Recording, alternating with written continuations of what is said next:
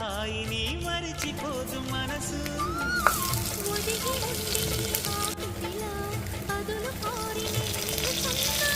దారి తెలియని చీకటిలో వెలుగు చూసి కాదంటా.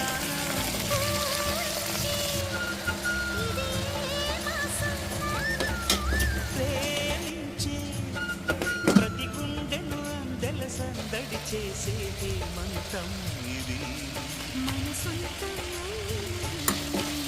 కిలకిల నవ్వే కోయిల కోసం వచ్చింది మధుమాసం.